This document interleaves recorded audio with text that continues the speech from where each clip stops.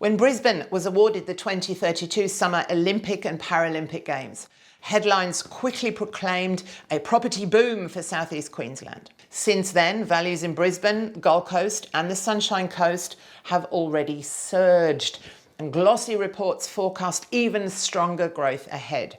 But does hosting the Olympics really deliver long-term capital growth, or is it mostly short-term hype? To answer this, we need to balance local optimism with international evidence. Let's find out.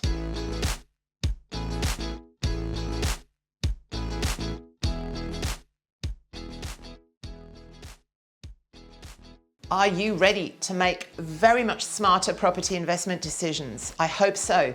I'm Kate Hill, Qualified Property Investment Advisor, and I am here to help you cut through all the noise out there with some honest, no hype advice.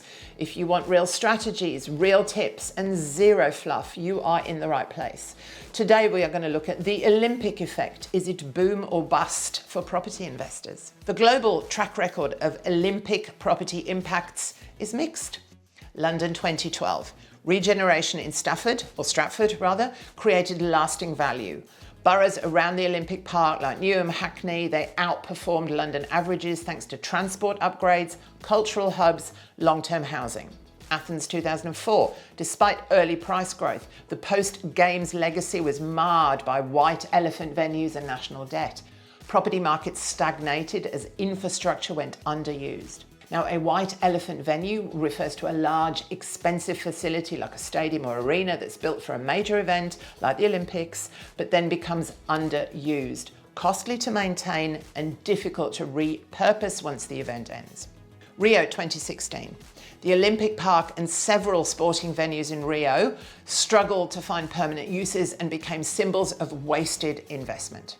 Tokyo 2020, held that year later. Tokyo saw rising apartment prices around projects like the Athletes' Village, but broader citywide growth owed more to macroeconomic factors like low interest rates than the games themselves. Paris 24, still fresh, but early signs point to modest impacts.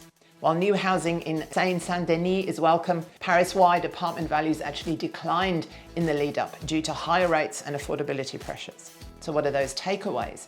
Hosting the Games does not guarantee permanent uplift. Where cities combined the event with useful, permanent infrastructure and urban renewal, property values benefit. Where projects lacked after use or strained public finances, impacts faded fast. Since Brisbane's successful bid in 21, it was really the only contender, the numbers have been impressive. And now, according to some data, Brisbane's median dwelling values have lifted by 66% in 4 years. The Gold Coast is up 63%, the Sunshine Coast 56%. Unit markets have recorded similar growth, rising between 55 and 68% in the same time frame. But so have most other locations in Southeast Queensland in the post-pandemic period that have nothing to do with the Olympics. But it's as a result of population growth, healthy local economies, and public infrastructure projects. So this early uplift does mirror the pattern seen in London and Tokyo, where announcements alone triggered speculation and inflows. But the harder question is whether Brisbane's growth will sustain beyond the 2032 flame. Unlike Athens, Queensland has placed heavy emphasis on legacy planning. Legacy planning is the process, as I'm sure you all know, of ensuring that the infrastructure facilities, the investments made for a major event like the Olympics, deliver long-term community, economic and social benefits well after the event is over. Instead of leaving behind unused stadiums, temporary housing, legacy planning focuses on repurposing and integrating projects into the city's broader development goals. In Brisbane, billions are being channeled not only into stadiums but also into transport and urban renewal that will and should outlast the Games. Like the Cross River Rail, worth $17 billion, 10-kilometre underground rail line from Dutton Park to Bowen Hills, adding CBD stations and tackling bottlenecks. The Brisbane Metro, worth $1.5 billion, a high-capacity electric bus rapid transit system already rolling out new routes from 25. Victoria Park Stadium and Spring Hill Aquatic Centre, flagship Olympic venues located in inner city suburbs with strong existing demand. The Bowen Hills Athletes Village planned for conversion into long-term housing after the Games. Wider Southeast Queensland, in the Gold Coast, you've got the light rail extensions, God they need it, Hope Island and Pimpama train stations, and the $3 billion Coomera Connector motorway. On the Sunshine Coast, you've got the Beerburrum to Nambour rail duplication, Bruce Highway upgrades, and a new athletes village at Maroochydore City Centre. Now, these projects address real transport and housing bottlenecks. It's the kind of investments that research shows tend to generate lasting property value uplift. While the bullish case is strong, history tells us to stay balanced. Oversupply risk.